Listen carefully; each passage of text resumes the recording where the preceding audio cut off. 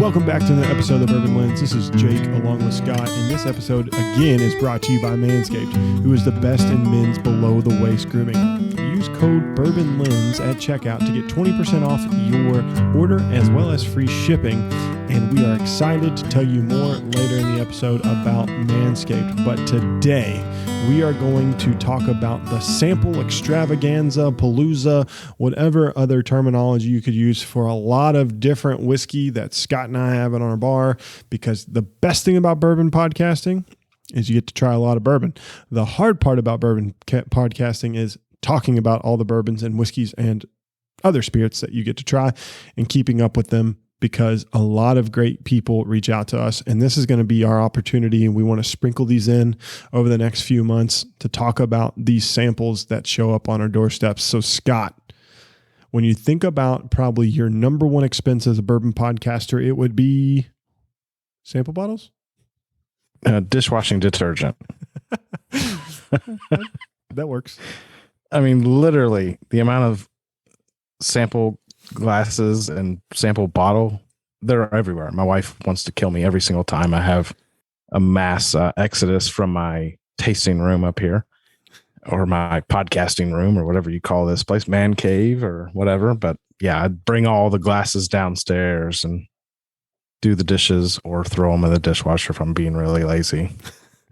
But sample bottles or dishwashing detergent, that's for sure. I never knew I should invest stock in these companies that produce like 2-ounce sample bottles until we started bourbon podcasting. But you need them, and you need all varieties of sizes and shapes. So you do need, the 2-ounce, you need the 100 ml, you need some 250s, maybe even some 350s every now and again, because, we get one bottle and it's got to go to Scott's house or it's got to go to my house. And so we want to make sure that we both get a good sampling. And Scott, you actually got a Christmas gift that is going to help us go through this flight tasting that we have in front of us. So tell us a little bit about what that Christmas gift you got over there. Yeah, it's been a little while since Christmas. I haven't really had a chance to talk about it much, but I've been using this aged in ore bottle flight. Have you seen these things? I haven't. I think I know what it is, but yeah, it's basically a kit. It's like a zippered pouch, and it comes with 4 basically silicone wrapped glass bottles with O-rings and everything. And you could toss it in a bag. Hell, you could probably toss this off a building, and it's going to protect the glass bottles inside. So, you sometimes get sample bottles in like plastic, and which kind of sucks for us, because if it sits in there for a while, who knows about how plastic can affect taste and stuff like that. But glass is always best, right? Mm-hmm. But yeah, this is like 4 3-ounce sample bottles. So it's like perfect for like travel too, because I'm pretty sure the TSA under 3 ounces or 3.5 ounces, they don't give you any grief. So you got these. I mean, and like I said, it's kind of in a bomb-proof zippered pouch. Yeah, so I've been kind of utilizing this lately to get through some samples and keep track of certain samples, and super nice. So my wife got this for me, so I'm thanking her again. But yeah, aged in ore bottle flight. It's a pretty kick-ass piece of whiskey gear. And what's the likelihood that Courtney listens to this to know that you thanked her again on the podcast that drops like middle of May for a Christmas gift? I'm just going to have to send her the link and just spam her to death and just be like, hey, you got to listen to this podcast. Talked about you. Yeah. Like and subscribe while you're at it. Yeah, she's the best wife I've ever had. So, Hey, I will say this. Lauren just recently listened to our Party Horse episode, and she admitted it was the first episode that she'd ever listened to, but she learned a lot about cryptocurrency and party horses. So I am super thankful for Lauren for listening to one of our most latest episodes.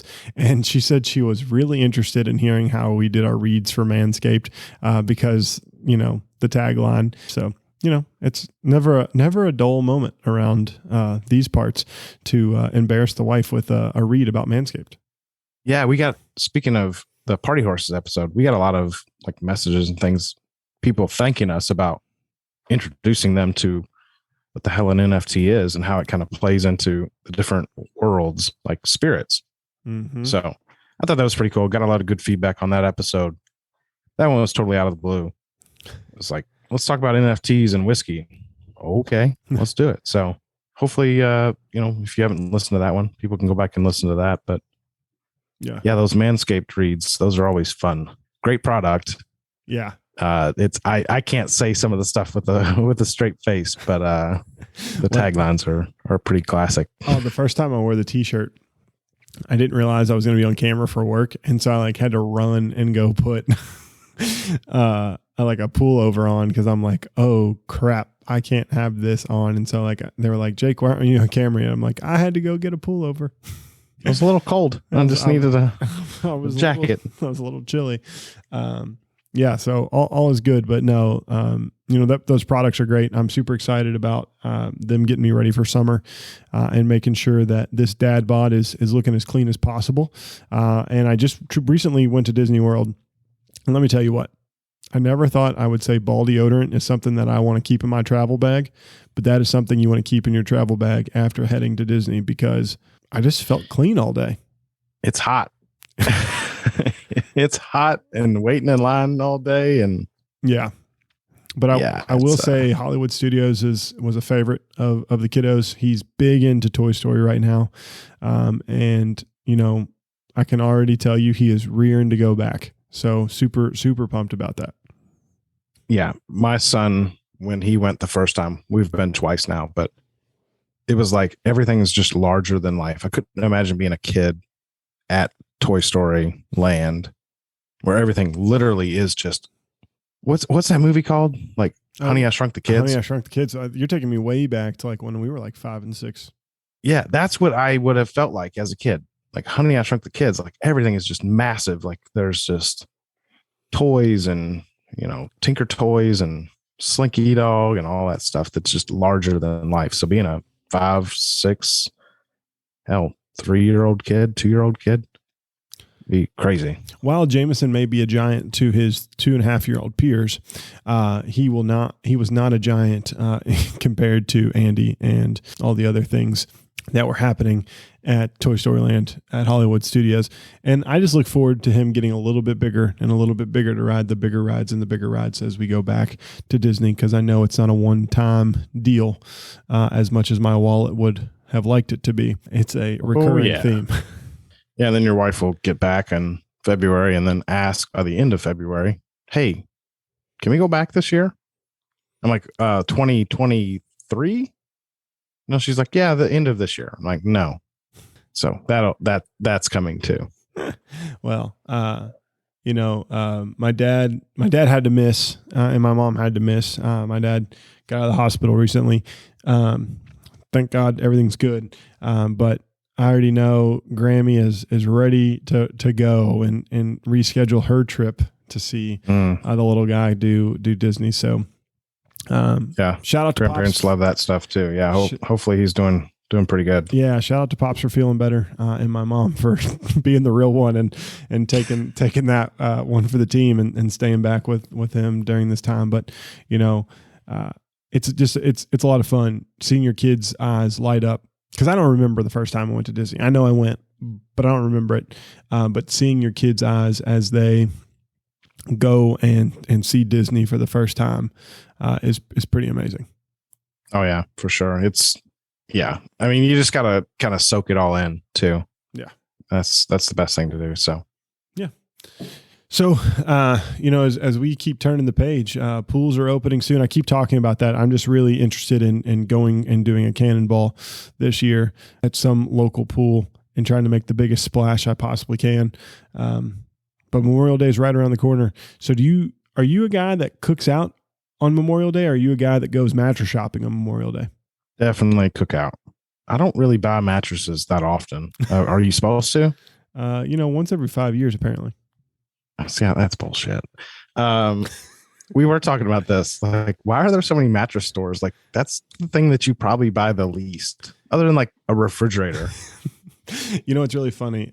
We had that same conversation not too long ago, and Lauren was like, "It's got to be a front for drug laundering or money laundering." I'm not bashing anybody, but I guarantee there's a little bit of that.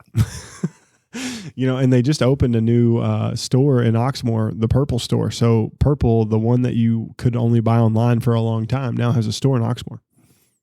This is kind of like Tupperware. Yeah. Well, whatever. I mean, like, I just coming out of COVID, it just is kind of weird to me that I would want to go lay down on a mattress that someone else just laid on. Even though I just did this last year, I'm one of those people in 2021. I did buy a mattress on Memorial Day weekend because I got like $750 off. And I will tell you, it is game changing to get a adjustable bed frame, like game changing, to be able to watch TV in bed and do those things. Especially when you're 80 years old, right? Yeah. I got a body of an 80-year-old from football, thank the Lord. You know me. Just I'm waiting for that plastic hip that I'm going to get not too far in the future. Yeah, really. Something clicked and I don't know what happened, so I just paused. Are we still recording? Yeah, we are.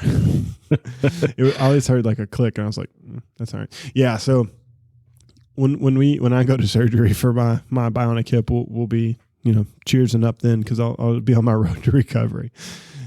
So, anywho, getting into the whiskey for the evening, there's a lot of ways to do this, right? I just went over to my bar and I just picked 3 things that were sitting on there that were readily available that I had not ever drank in my life. And one you've sent me, another one, our partners at Lux Row / MGP sent us, and then Basil Hayden, one of our most controversial products, just released that subtle smoke. So these are, I have 3 products from all over the country doing a lot of different things. And so my 3 for tonight are, again, 13 Colony Rye, Blood Oath, Packed 8, finished in Calvados, and then Basil Hayden Subtle Smoke would be the 3 in my sample extravaganza that I picked just to chat while we BS around, what's going on in our lives. What did you pick to talk about this evening? Yeah. So you recently sent over some Wyoming whiskey, which around my neighborhood lately, Wyoming whiskey has been a hit. My neighbors, every time I bring it over, like, damn, that's good. Can I have some more of that? Like, what is this again? Wyoming, what? And then I'll tell them kind of the story. It's wheated whiskey, or wheated bourbons, most of it made by Steve Nally or around that time. And people are loving it. But you recently brought over a single barrel private stock pick from our friends up in Bangor, Maine. Oh, yeah. Bangor likes to party. Yeah. So Novios Bistro, this one is, they name all of theirs, but this one's called Damn It Herb Mend. And I don't know what that means, but it sounds funny. So maybe you can shed some light on that when we get to that. But that's number 1.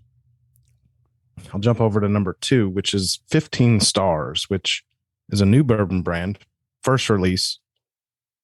It is a 14-year Kentucky bourbon. And I don't know a lot about it, but 14 years old, raised my eyebrows. Like, I'm going to check this one out. So 15 Stars, 14 years. Yeah. 15 Stars has to do with the state of Kentucky more than anything else, boys and girls. That is a little history lesson. 15th state in the union. And then as a teaser for potentially an upcoming podcast, we're not sure exactly when this one will come out, but Cole Keegan from Santa Fe Spirits. This is an American single malt from Santa Fe, New Mexico. So somewhere we've not ventured before, but they're doing some unique stuff with American single malts. This one is a 4-year-old sherry cask finish, which I believe is PX sherry. So little Pedro Jimenez. I just tore the seal off of this one. So this one's fresh crack. So excited to get into that one. Me and you both have a fresh crack because that Blood Oath Packed 8 is a fresh crack for me tonight as well. And mine are all over the place. You at least stuck in like the first 2 are bourbons, and then you go to, that fun thing. I just went around the world. It's all going to be interesting over in these parts. So actually, let's start with yours, Wyoming whiskey, if you don't mind, because I'll tell you the story since we were talking about it. So Is anyone into fly fishing? I'm not. I've not got into the game of fly fishing, but this all has to do with fly fishing. So Herb is partners for Edrington. Edrington owns Wyoming Whiskey as well as other brands like Macallan. And Herb is the sales guy that Bob works with. So they're out fly fishing. And David DeFazio, who is the part owner and works for Wyoming Whiskey, is a class fly fisherman, from what I understand. And Herb, in classic fashion, like we've all been there, we don't really truly understand something going on. And this nice group of people are floating down Snake River in Wyoming. And the technique that you're supposed to use is mending. I don't know what that means. But David DeFazio starts yelling, "Damn it, Herb, mend!"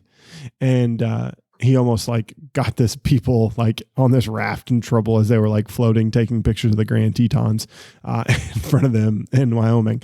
And so that is why it is named what it is named. And so Jeff at Stompers, who works along with Bob at Novios, picked this one and named it.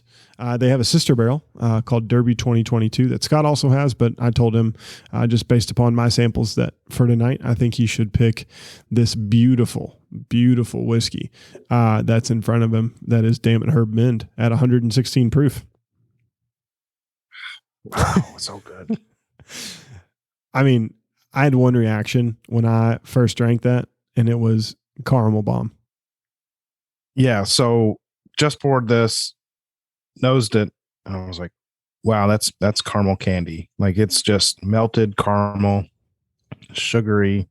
Like, this is definitely a wheat whiskey or a wheated bourbon. Mm-hmm.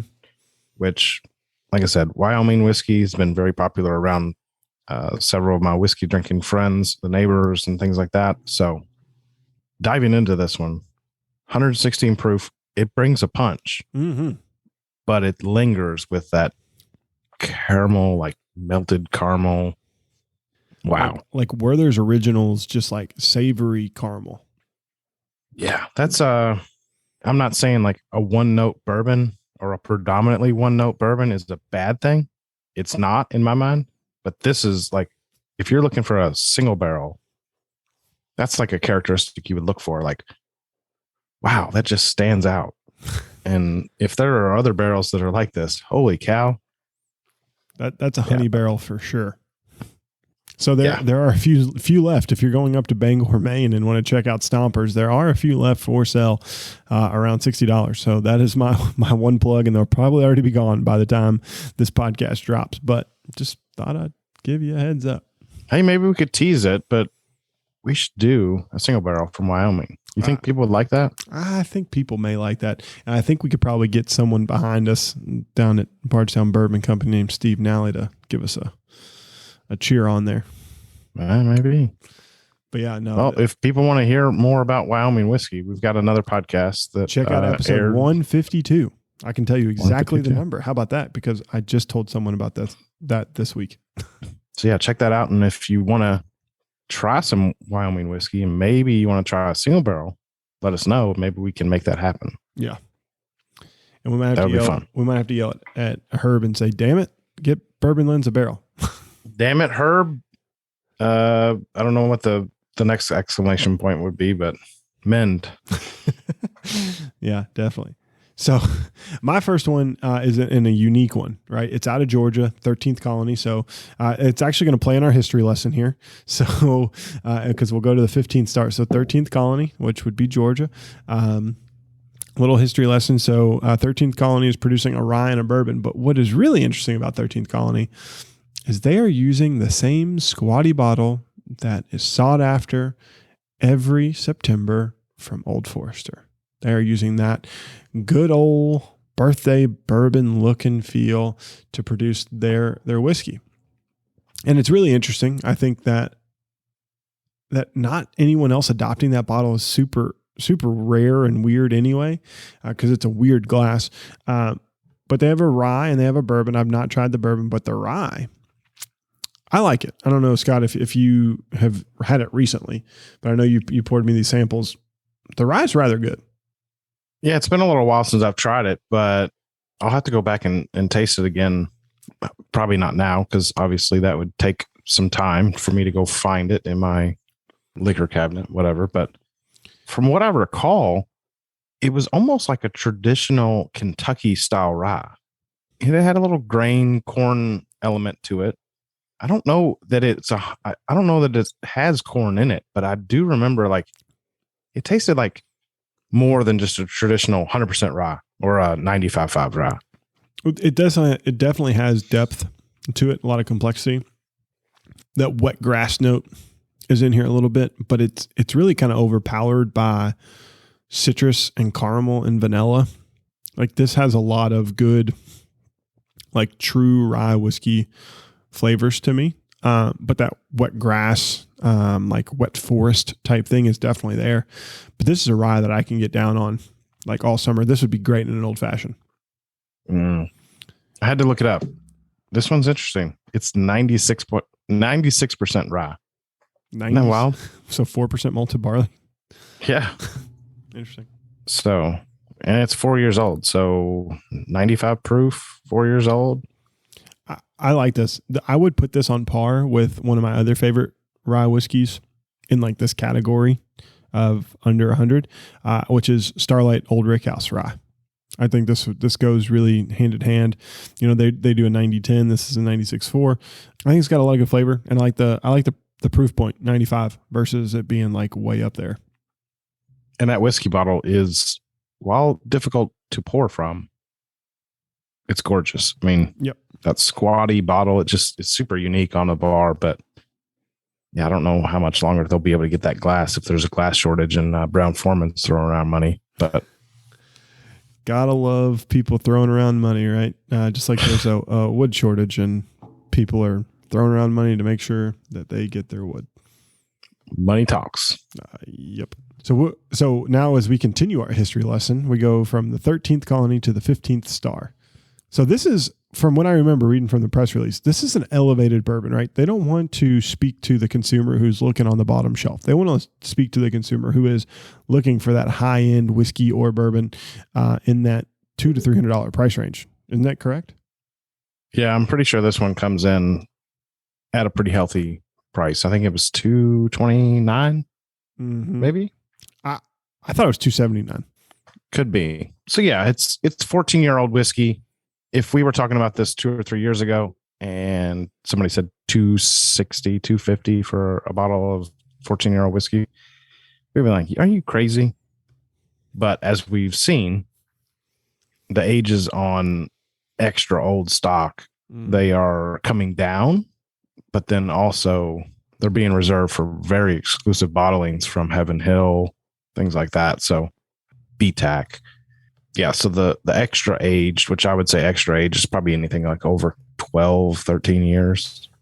I mean, 15-year-old is pretty hard to come by. So, but yeah, this one's 15 stars, which is the 15 colony, 1792, right? Mm-hmm. Is that when Kentucky became a state?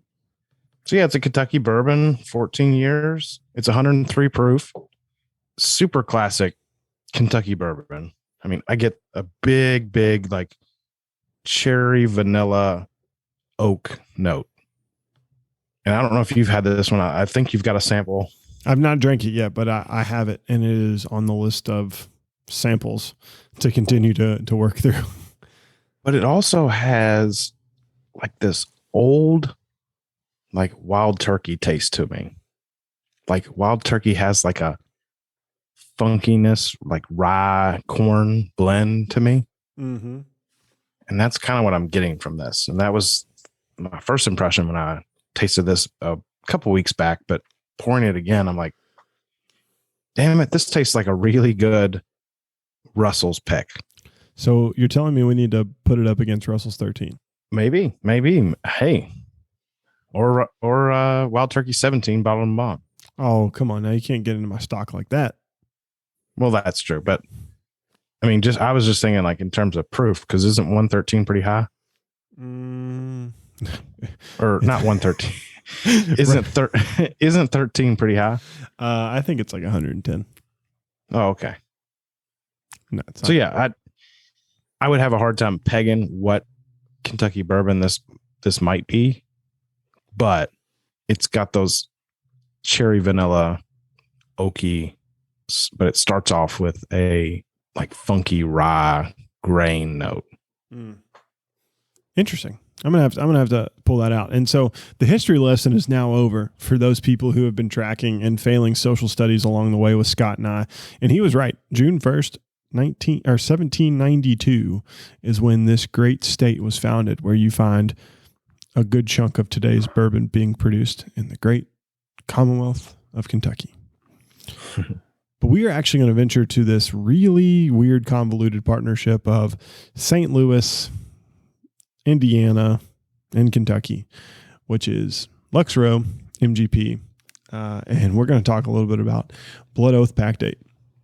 And so from their website, it reads, a masterful union of 3 well-bred bourbons, 1 a 14-year-old rye bourbon, 2 an 11-year-old rye bourbon, and 3 an 8-year-old rye bourbon finished in Calvados casks from Normandy, region of France, to impart slight apple on the nose with hints of vanilla and cinnamon. Vanilla. Cinnamon. No kidding. Vanilla and cinnamon. With each sip, feel transported to northern France by way of Kentucky. And so, for those who don't know, Calvados is apple brandy. And I had to do a quick Google search before I told you about this one. I like Calvados finish because I just had recently with the wife a Calvados finish from Sagamore Spirits. And she actually enjoyed this one. So this is actually talking about extra aged bourbons. This one is extra aged as well, 14, 11, and 8. So it does have a good composite from an age perspective, coming in at 98.6 proof. What I will tell you is the bourbon is super corny. Like, corn is there. And me and you like corn bourbon. Did I zone out? Did you say about how old it was? 14, 11, and 8. Interesting to get that much corn off of. Just from, not from a nose perspective, corn just like taste perspective. But the apple's definitely there. It's a little buttery, almost like a Chardonnay. And so it's more on the earthier notes of a bourbon and apple brandy type combination. More wine drinking or brandy drinking versus bourbon drinking, which is really interesting. But there's a lot of punch in that Calvados, just from a buttery apple perspective. It's kind of like drinking baked apple pie, but no cinnamon on it. I don't get the cinnamon that they talk about. More vanilla, more apple pie, like doughy, crusty, less cinnamon. That seems like a very well-aged bourbon then. I mean, it's... I mean, of the packs that I've had, I've only had packed 3 and packed 8. I like this one. This one's good. I think this one will speak to you, Scott.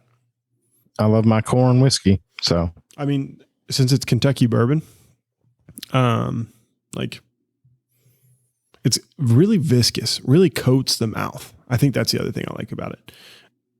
I can't tell you anything wrong about it. Like, I feel like sometimes people want people to review whiskey and be like, oh, that sucks, or this sucks, or whatever. Like, if you like it, you like it. If you don't, you don't. Like, that's just how it is. Like, I like it. It's just different. It's like one bite, everybody knows the rules. Yeah. Like, not everyone, not every bourbon is going to be inherently bad. You're going to find something you like about just about everything you drink. Yeah. And I think that's what we try to do a lot of. It's, thumbs up, thumbs down. Like, yes, this is good. Here's who might like it. Here's why you might like it. Here's why you might not like it. If you don't like this, it's probably not for you. But if you like these things, check it out. I mean, and also, we also like to throw out price too. If you like these types of things and you are able to spend X amount of dollars, $50, $60, $80, $100, it might be for you. But if after we record these episodes, people have questions, send us a message and ask, like, why did you say this? Or what does that mean? Or I want clarification on this. Hell, we might even send you a sample if you're really curious about a spirit, because we don't want you to waste your money. I mean, no, we don't get dollars for every bottle we sell of random whiskeys. Now we do get dollars for bottles we sell of barrels that we select, but that's a different story, right? Well, because we put our name on those things. Yeah, and I think that's important to know for everybody. It's like we put things that are interesting out there, and we think we can tell people why they may or may not enjoy things. So yeah, maybe that's getting a little philosophical about the Bourbon Lens, but after 170 plus episodes, I feel like we probably could say that. I think we know a thing or two, just maybe one thing or two things.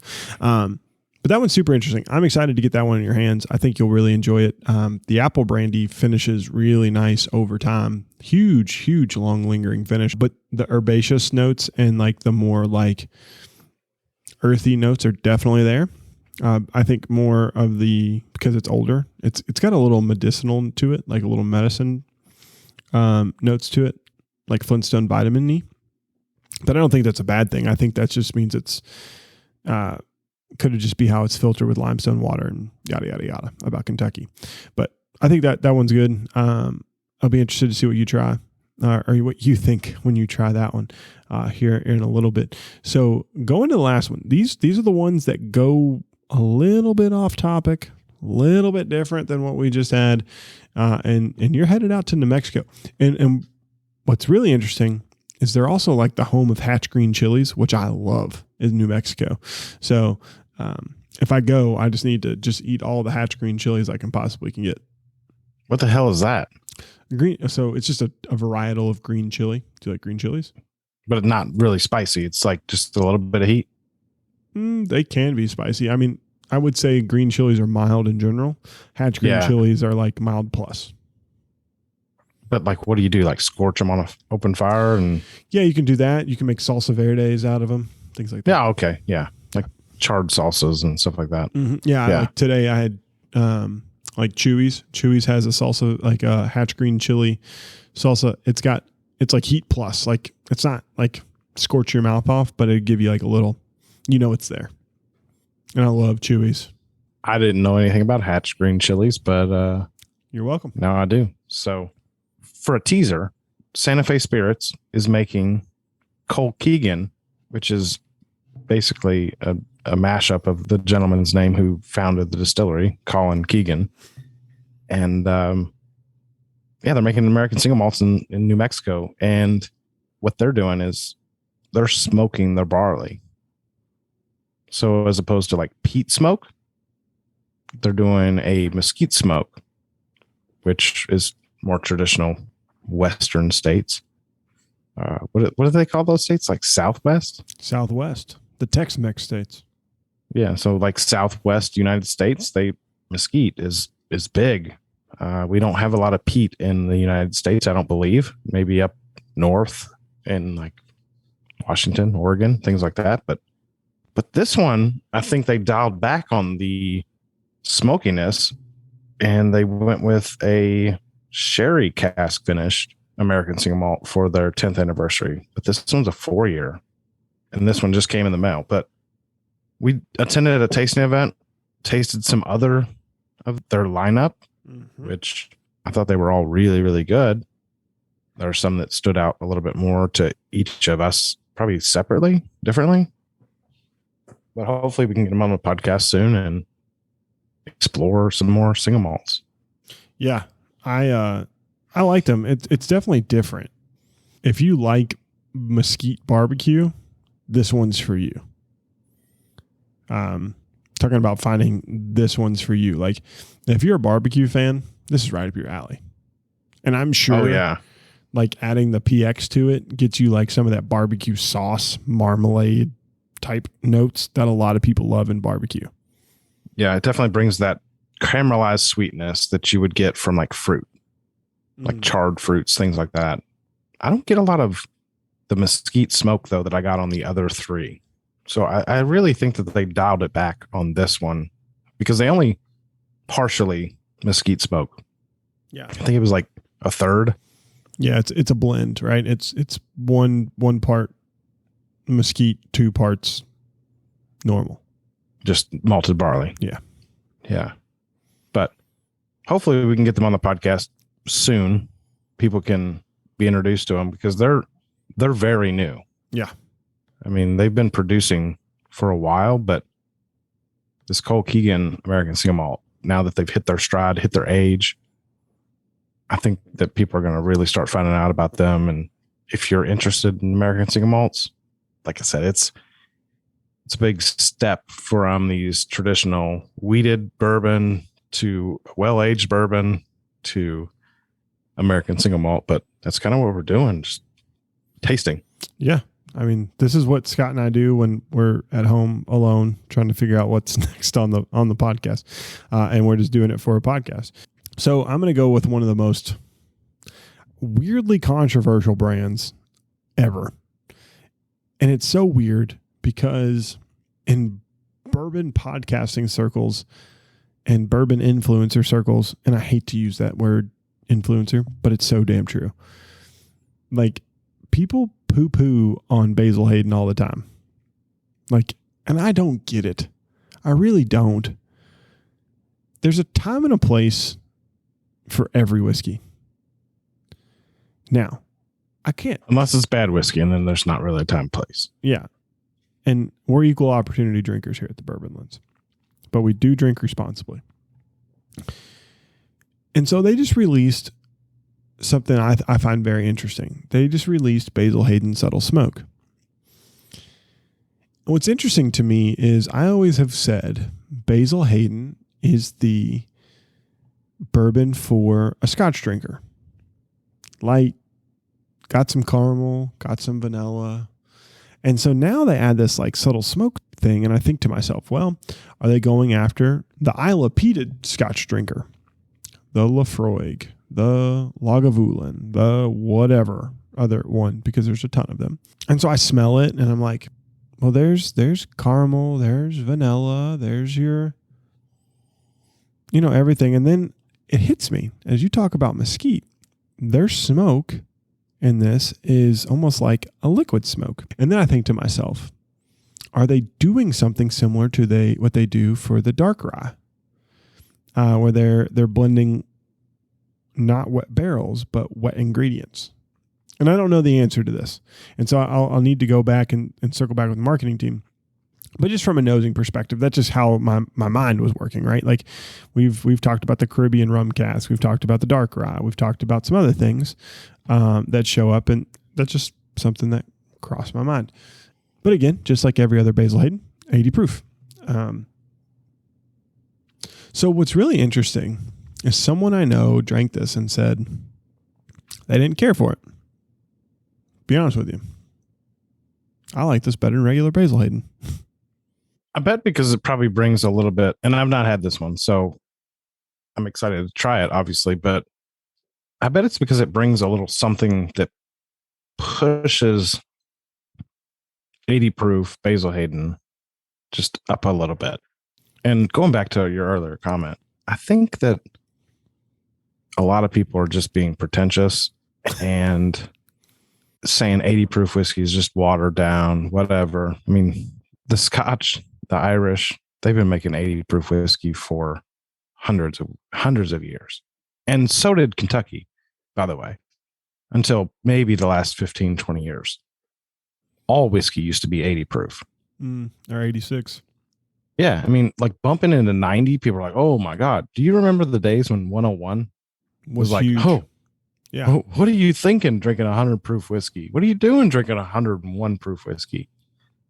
So I think that's just become a pretentiousness thing.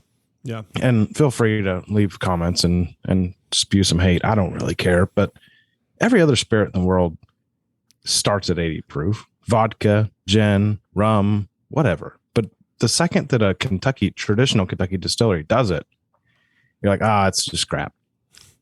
Well, I don't agree. I do agree that maybe Basil Hayden isn't for you that likes cask strength whiskey. It's not. It's not for somebody that likes 100 proof whiskey because that's not what it is. But it is for the person that wants to try Kentucky bourbon that might not like proof. They might be coming over from Scotch. They want something that they can just ease into that still has a lot of flavor, because we all know Basil Hayden has that rye heavy mash bill. So it brings a punch in other ways other than just proof. Yeah. I think the smoke is a great way to put that over the top. I'm pleasantly surprised. I like it. I think it would go great with barbecue. There's a time and a place for that whiskey. And I 100% mean that. Like, yeah, campfire, like in the evening summer, that's the whiskey I drink. Don't drink it over a cube. I think you can just like maybe chill the bottle a little bit, like put it in the fridge for like 30 minutes before you go drink it. But time and place for that. And I like for those people that like cooler whiskeys.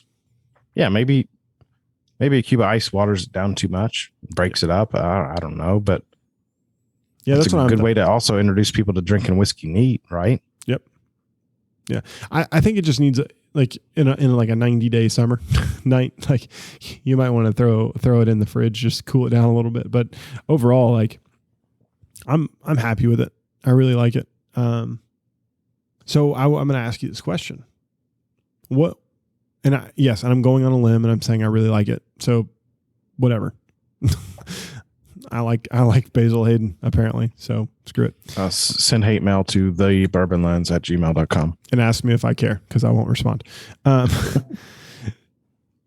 surprisingly, out of the three, while I really like the subtle smoke, and I think the Calvados has a really, really unique to it, the 13th Colony Rye just spoke to me.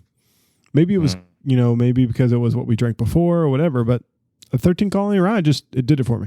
What about you? What's your favorite of the three? Right now, I think it's the Wyoming whiskey. It's so good. That's just, it's so good.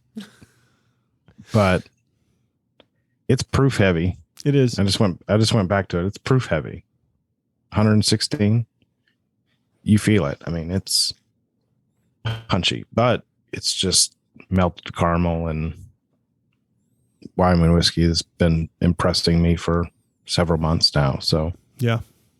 Well, I'd say this is a lot of fun. Again, back-to-back episodes where we had a lot of fun trying different things.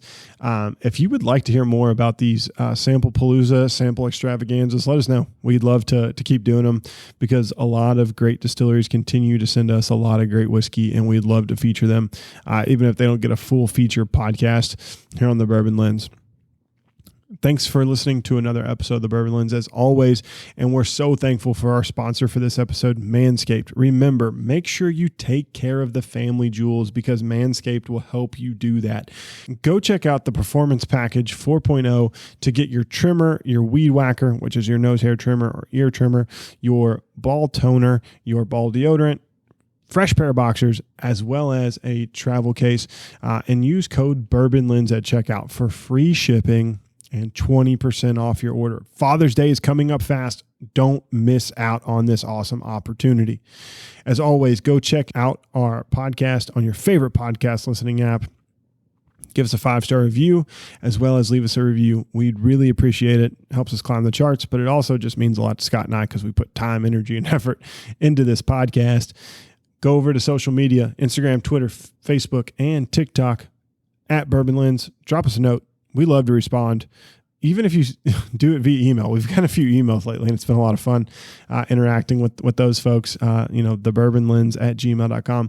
We respond. My cell phone is in the bottom tagline, and now I have a constant texter. Shout out to Clarence for just keeping me engaged with what's going on in Texas whiskey culture. And last but not least, check out our Patreon. It's a lot of fun. Patreon.com/BourbonLens. It's really cool. And I just want to say shout out to Simon as he is about to get deployed. And we wish our best to our troops as Memorial Day is coming right around the corner. And thanks for all of our other Patreons that hang out with us. And until next time, cheers. Cheers.